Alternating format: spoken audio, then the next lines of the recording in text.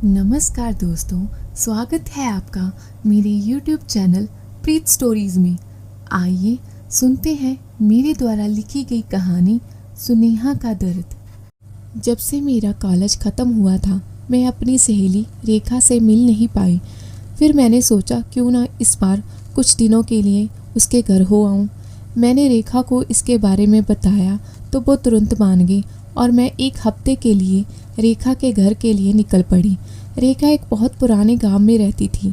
वैसे तो रेखा मेरे साथ शहर में पढ़ती थी, पर गांव की होने की वजह से वो अंधविश्वास में विश्वास करती थी।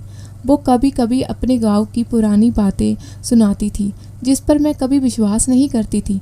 मैंने सोचा आज उसके गांव में देख ही लेते हैं कि क्या रहस्य छुपा है। यही सोचती मैं शाम को रेखा के घर उसके गाँव अमरा पर पहुँच गई। मेरे घर से उसके घर का रास्ता लगभग 3 से 4 घंटे की दूरी पे था।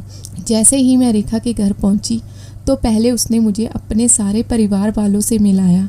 रेखा के घर में 10 से 12 परिवार के लोग रहते हैं। रेखा एक संयुक्त परिवार में रहती है। ये बात मुझे बहुत अच्छी लगी।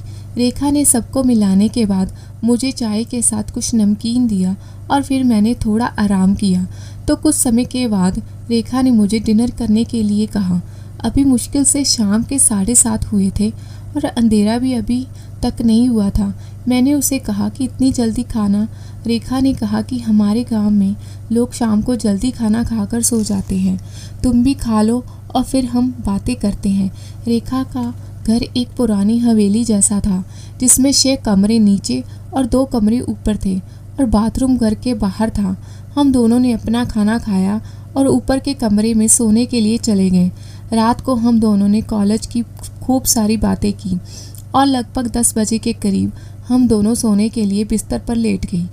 आधी रात को मुझे दूर कुछ चीख पुकार की आवाज़ें सुनाई दी।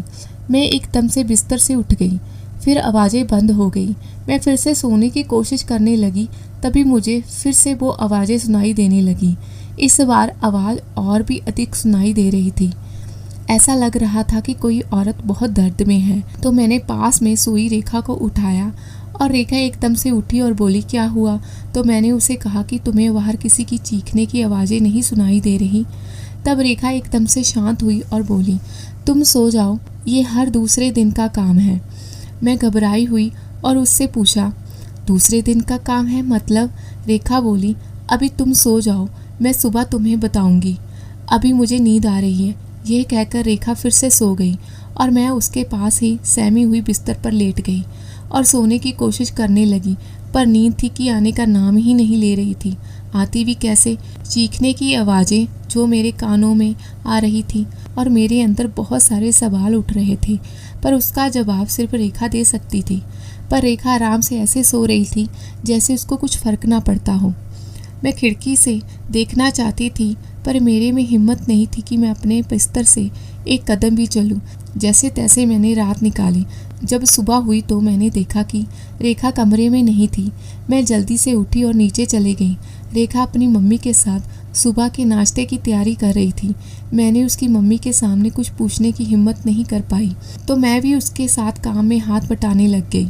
फिर मैं और रेखा जब नाश्ता करने के लिए बैठे तो मैंने उससे पूछा कि रात जो आवाज़ें आ रही थी वो किसकी थी, मुझे जानना है। रेखा मुस्कुराई और बोली, चलो मैं तुम्हें उसके पास लेकर चलती हूँ जो रात को चिल्ला रही थी।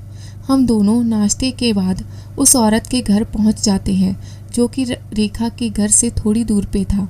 जब हम उस औरत के घर जा रहे थे तब मैंने रेखा से फिर से पूछा कि अब तो बता दो वो औरत क्यों चिल्ला रही थी।